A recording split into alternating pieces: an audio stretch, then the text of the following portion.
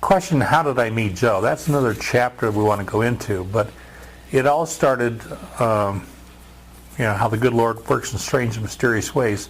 My brother was working for Simpson Lumber in Eureka, California, up in a hometown.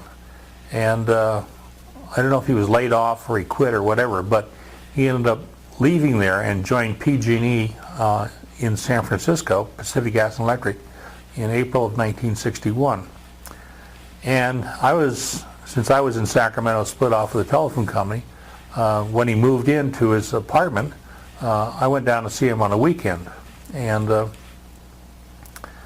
just to, welcome to San Francisco and all that kind of stuff. We'd planned when we came down there, it was the first time that we'd been together down in San Francisco, and there's a lot of our friends that went to Berkeley with us. So we were going to go out to dinner that night. I think it was Sunday night or maybe it was Saturday night. I don't know which. I think it was Sunday night.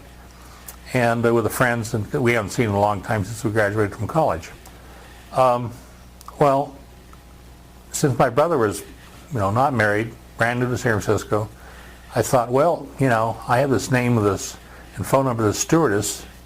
Remember the stewardess, Bobby Narrison in Washington, D.C.? Well, her roommate had moved to San Francisco. And so I called her and said, reintroduced myself, who I was, and the fact I dated Bobby, and I knew her from Washington, D.C. And I asked her if she wanted to go down to the Buena Vista for the BV for Irish coffee. They're famous for that. She said no, she'd love to go, but she was having a party. And why don't I come over and we could meet again at the party. And I said, well, yeah, I'd love to, but I'm down with my brother. He just moved in here, and I can't really leave him alone. She said, well, tell him to come on along. So, no, one more is not going to make a difference. So the party was in Laguna Street in San Francisco. I don't know the name, but it was sort of a flat and had a patio out in the back. And they congregated and made the drink they made was Fish House Punch, which is sort of like a lot of alcohol and some grapefruit juice and that kind of stuff that comes up and sort of bangs you in the back of the head. Well, this is where I met Jo for the first time. Coincidentally, she didn't want to be there. She had a roommate named Marilyn Marr, and nor did I. I didn't want to be there. I mean, here's these stewardesses. They typically are a bunch of phonies, and I didn't want that. And I met Jo, got introduced to her. What she was wearing, and I can still remember, she wore blue jeans, white socks. She had moccasins on, blue cotton dress shirt, and a red sweater. And I met her, and there was just one co-pilot that was really interested in Jo, and he's chasing her all over the place.